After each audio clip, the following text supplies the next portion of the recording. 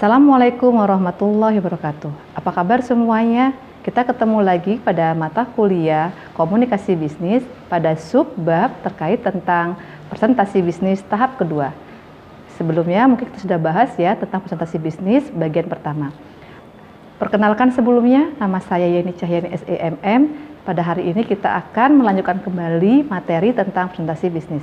Apa saja akan kita bahas pada presentasi bisnis saat kali ini adalah kita akan membahas tentang analisis tubuh. Jadi analisis bahasa tubuh kita. Ternyata dalam presentasi bisnis, analisis bahasa tubuh itu sangat perlu loh, sangat penting. Kemudian kita juga akan menganalisis tentang analisis lokasi.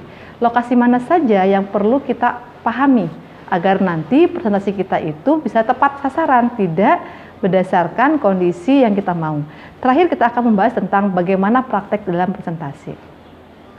Analisis bahasa tubuh itu ternyata sangat luas ya, dan itu harus dipahami bagi seorang pembisnis dalam dia berkomunikasi. Jadi bahasa tubuh itu tidak cukup hanya seorang psikolog. Seorang pembisnis pun harus mampu memahami tentang sebuah bahasa tubuh. Di antaranya ekspresi wajah, senyuman, kontak mata, gerakan tangan, gerakan bahunya, bahkan gerakan kepalanya sampai dengan cara dia berdiri. Itu bisa memberikan sebuah pemahaman bagaimana bahasa tubuh tersebut mampu memberikan sebuah komunikasi.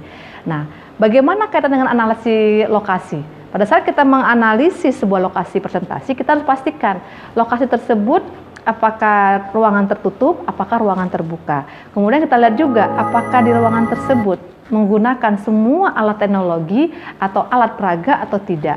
Kemudian kita lihat juga apakah alat bantu yang digunakan itu mensupport apa yang akan kita presentasikan. Jangan sampai nanti apa yang kita ingin presentasikan tidak bisa membantu dengan apa-apa yang sudah disiapkan pada sebuah alat lokasi tersebut. Berikutnya adalah ada hal-hal yang perlu kita perhatikan dalam kita melakukan presentasi. Pertama, identifikasi dulu pemirsanya atau audiens kita. Kita cek bagaimana demografinya, bagaimana psikoterapinya, bagaimana lokasinya. Kenapa kita harus tahu audiens kita? Misalnya, audiens kita ini adalah audiens yang memang menengah ke bawah atau menengah ke atas. Itu kalau dalam hal level. Tapi dalam hal wilayah sebuah daerah, khususnya kita di Indonesia, kita harus tahu audiens kita ini adalah daerah timur, daerah barat, apakah di Pulau Jawa, apakah di Pulau Sumatera, atau di Pulau Kalimantan, atau bahkan Sulawesi, ataupun di ujung duit sekalipun. Kenapa? Ini terkait dengan bahasa yang kita gunakan. Kalau kita mampu mengidentifikasi pemirsa kita atau audiens kita akan mampu beradaptasi. Misalnya, kita berada di wilayah Jawa Barat, maka pada saat kita menggunakan bahasa-bahasa yang terkait dengan bahasa Sunda, itu akan mendekatkan kita dengan audiens kita.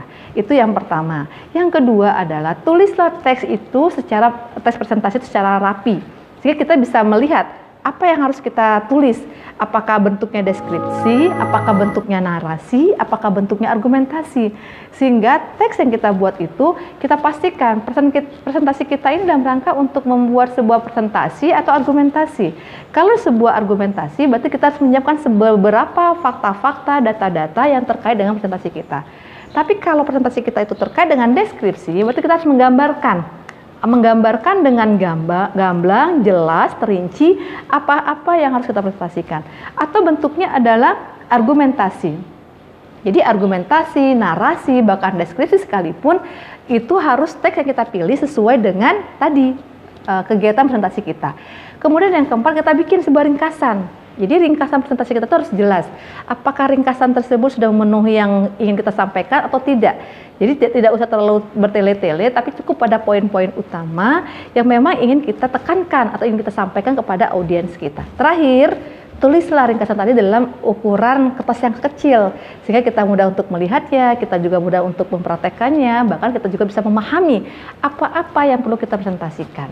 Nah, itulah hal-hal yang terkait dengan presentasi, sehingga ternyata bahasa tubuh kita pada saat kita menjelaskan gelengan kepala kita, bahu kita, atau pada saat kita berdiri, itu merupakan gambaran bagaimana presentasi kita itu akan mampu memikat orang lain atau tidak. Apakah kita mampu melakukan sebuah presentasi dengan baik atau tidak. Mungkin itu yang saya sampaikan pada materi pertemuan presentasi bisnis saat ini. Semoga pertemuan ini menjadikan kita lebih paham dan lebih mengerti.